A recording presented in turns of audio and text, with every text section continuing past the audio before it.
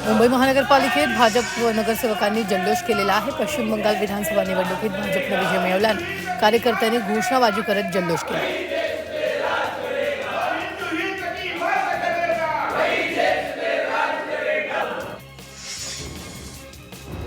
मुंबईच्या महापौर ऋतू तावडे यांनी मुंबई उपनगरातील विविध नाल्यांच्या सफाईची पाहणी केली। भांडूप, मुलुंड, घाटकोपर, साकीनाका परिसरातील महत्त्वाच्या नाल्यांवर किती टक्के नाले सफाई झाली याची माहिती त्यांनी घेतली। यावेळी त्यांनी नाले सफाईसह विविध विषयांवर प्रतिक्रिया दिली।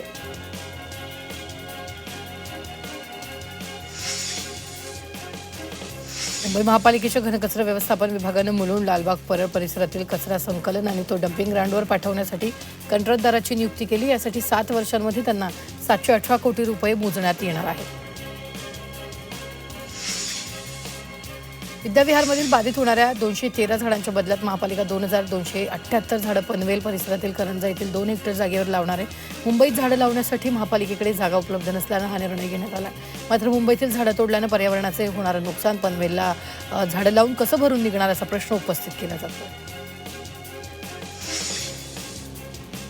मुंबई शहर आणि उपनगरातील विविध भागात आज आणि उद्या पाणीपुरवठा बंद राहणार आहे। अमरमहल ते वडाळा, परळ तसंच ट्रॉम्बे आणि तुर्भे उच्चस्तरीय जलाशयापर्यंतचा जलबोगदा कार्यान्वित करण्याचं काम महानगरपालिकेनं हाती घेतलंय। या अंतर्गत 1800 मिमी व्यासाच्या जलवाहिन्यांची जोडणी आणि इतर पूरक कामं केली जाणार आहे। राज्यात लवकरच शिक्षक भरती होणार आहे। स्थानिक स्वराज्य संस्थांसह खासगी शैक्षणिक संस्थांतील शिक्षकांच्या रिक्त पदांसाठी पवित्र पोर्टलवर जाहिरात नोंदणी प्रक्रिया सुरू झाली आणि त्यानुसार 1 मे ते 31 मे या कालावधीत शाळांच्या व्यवस्थापनांना रिक्त पदांची जाहिरात प्रसिद्ध करण्याची मुदत शिक्षण विभागाने दिलेली आहे। बदलत्या हवामानाचा देशांतर्गत विमानसेवेला फटका बसलाय। खराब हवामानामुळे देशभरातील 19.1% विमानाची उड्डाणं पहिल्या तिमाहीत रद्द करण्यात आली आहे। तसंच अनेक विमानांना विलंब झाल्यानं त्याचा त्रासही प्रवाशांना सहन करावा लागतो। एसटी महामंडळानं उन्हाळ्याच्या सुट्टीमध्ये गावाला जाणाऱ्या प्रवाशांच्या सेवेसाठी नियोजित गाड्यांसोबतच अतिरिक्त गाड्या सोडण्याचं नियोजन केलंय।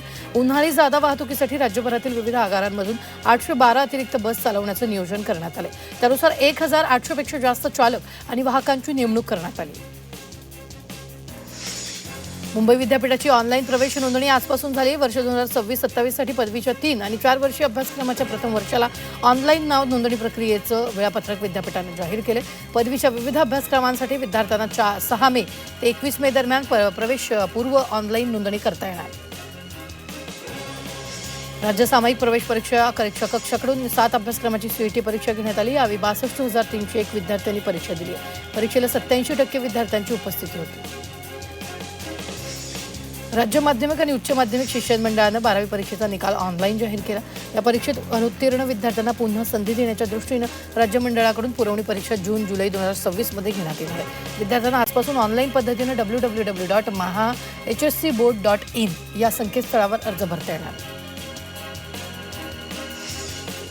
भिवंडी तालुक्यातील साईगाव असनोली गावात आंब्याच्या झाडावर चक्क सीताफळ लागले।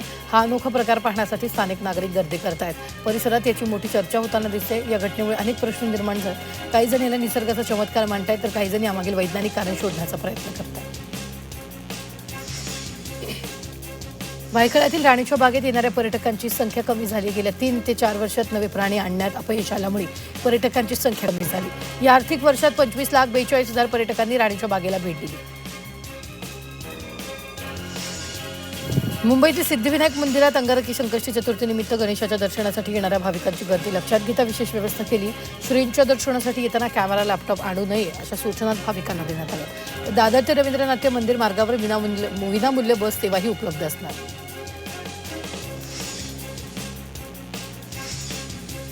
बदलापूरमध्ये छत्रपती शिवाजी महाराज चषक राज्यस्तरीय व्हॉलीबॉल स्पर्धांचं आयोजन करण्यात आलं। 13 ते 17 मे पर्यंत होणार असून उपमुख्यमंत्री आणि ठाणे जिल्ह्याचे पालकमंत्री एकनाथ शिंदे यांनी स्पर्धेचा आढावा घेतला। तसंच स्पर्धेच्या बोधचिन्हाचं अनावरण उपमुख्यमंत्र्यांच्या हस्ते करण्यात आलं। राज्यात उष्णतेच्या लाटेमुळे उष्माघाताच्या रुग्णांमध्ये मोठी वाढ झाली। 1 मार्चपासून आतापर्यंत राज्यात एकूण 163 उष्माघाताचे रुग्ण आढळले तर गेल्या एका आठवड्यात तब्बल 55 जणांना उष्माघाताचा फटका बसला। 3 जणांचा उष्माघाताने मृत्यू झाल्याची माहिती आहे। त्यामुळे नागरिकांनी दुपारी घराबाहेर पडताना काळजी घेण्याचं आवाहन हवामान विभागाकडून करण्यात आलं। शहापूर तालुक्यात यंदा उन्हाचा कडाका वाढलाय। तापमानात 45 अंश सेल्सिअसचा टप्पा ओलांडला।